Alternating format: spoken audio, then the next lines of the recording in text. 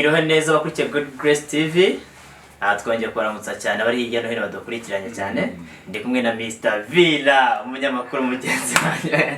Amakuru mushiti yanjye. Kabisa. Okay. Uyu munsi twongeye kugaruka kugira ngo tuganire. Hari ikintu maze iminsi ntekerezaho numva abantu, ariko uyu munsi none ndashaka kugira ngo mwakire nk'umutumirwa kugira ngo tubwire. Ese nta kibazo. Iyo umupasiteri asengeye umuntu agakira akamubwira ngo utegetse gutanga ishimwe cyangwa se icyacumi, ese wowe ubyumva ute? So kera ubundi najyaga numva ko biriya bintu ari ugutubura, ariko hari n'abapasiteri batubura. Oya, hari n'abapasiteri batubura, ariko ntekereza yuko ko ririya shimwe batanga ari ituro nyine riba rigiye kubaka umurimo w'Imana. Okay, niko ntekereza. Barakoze cyane. Riba rigiye gute? Ni ukuri ha pastor, ni ukuri itorero, kuko pastor ayobora iryo torero. Ariko iyo utanze ituro cyangwa icyacumi, biba bigiye kwa pastor cyangwa biba bigiye mu itorero, biba bigiye gukora umurimo w'Imana mu buryo bwo kubaka gukora ibintu byo mu rusengero, cyangwa ni kwa pastor mu rugo iwe. No kuvuga ngo ntekereza neza iyo pasiteri avuze ati ngo mutange icyacumi, sibyo, mutange icyacumi n'amaturo n'amashimwe byubaka mu murimo w'Imana, sibyo, reka nongereho byubaka mu murimo w'Imana, reka byongereho kubera ko nyine ntazi neza aho ayo mafaranga wenda ajya, kuko niba nanze icyacumi ndahita nigendera njye sinzaba mari, ntabwo mbizi.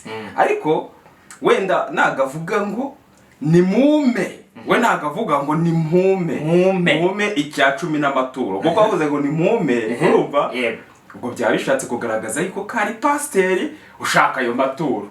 Ariko aravuga ngo ni mutange icyacumi n'amashimwe n'amaturo ngo byubaka umurimo w'Imana. Rero nyuma yaho abagiye kwinjira mu bintu ntasi. Abagiye kwinjira mu bintu ntasi. Abagiye kwinjira mu bintu ntasi rwose. Ese hari umupasiteri ufite akandi kazi ku ruhande? Urugero ni umwarimu, wenda akora indi mirimo itandukanye. Hari umupasiteri ukwiye kuba afite iyo mirimo, cyangwa se hari umupasiteri uzi ukora iyo mirimo? Amakuru mfite nkeka yuko ko nta kandi kazi agira. Nta kandi kazi aba afite. Bivuge ngo ari amashimwe n'amaturo n'icyacumi avamo umushahara. Oya, ntabwo ari umushahara. Ibyo bivuze umushahara. Urugero, none se abakristo wenda pastor wenda ufite lisansi aze, kandi afite abakristo batarenze 20, kandi abakristo batarenze 20 ntabwo wenda bashobora gutura 10,000. None se ubwo ibyo 10,000 byaba ari wo mushahara we? 10,000 se?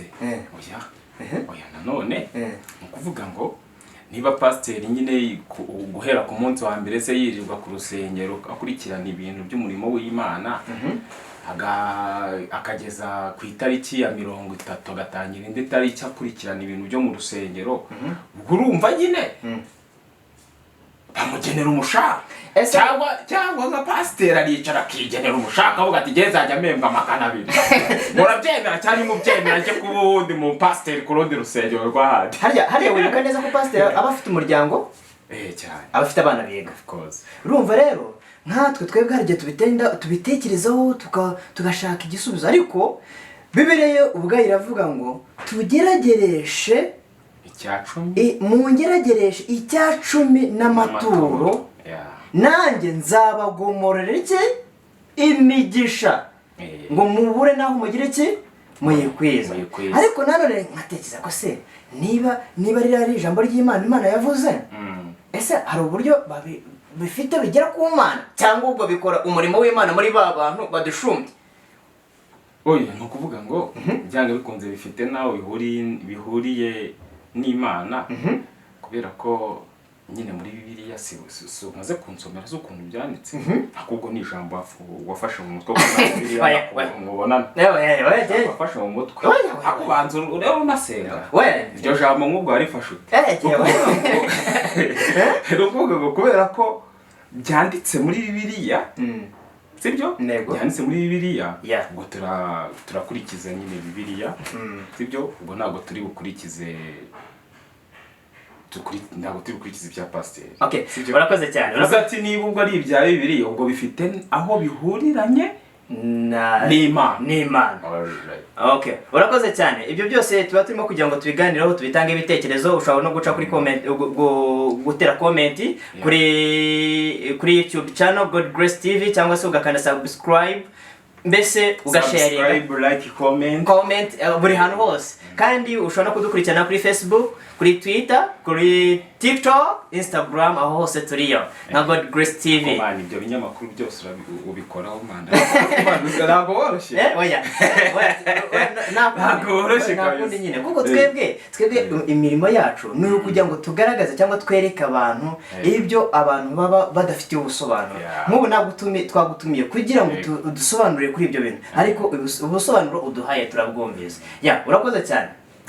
Harya wowe umuntu agushaka cyangwa se ashaka kukuvugisha yakubona hehe, yagusanga he kuri platform zawe cyangwa se ku mbuga nkoranyambaga zawe ni zihe?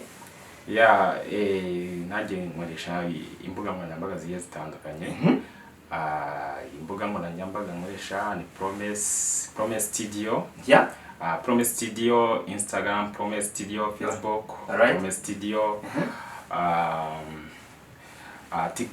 TikTok zose tuzikoresha. Hose ni Promise Studio. Ndetse tukaba duherereye Kicukiro.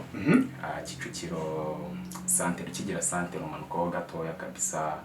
Ntabwo nibuka imibare y'icyapa, ariko already yo wageze santere wikoza aho bakunze kwita ku Isonga.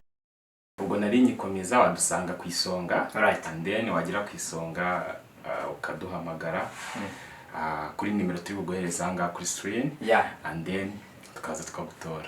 Naho ngaho rwose niho studio iri. Uraza tukagukorera indimbo, tugashutinga ubukwe bwawe, video, audio, buri kintu cyose twebwe umva byose, nta kintu na kimwe tudakora, byose turabikora rwose. Urakoze cyane abantu mwese mwari mukurikiye God Grace TV. Imana ibahereze umugisha. Nakagaruka turi kumwe ibihe byose. Mushobora gukomeza kudukurikirana kuri izo mbuga zose twababwiye. Imana ibagire neza. Murakoze cyane. Murakoze cyane. Ni MC DJ Vira. Okay, MC DJ Vira. Murakoze cyane. Ciao. Sawa.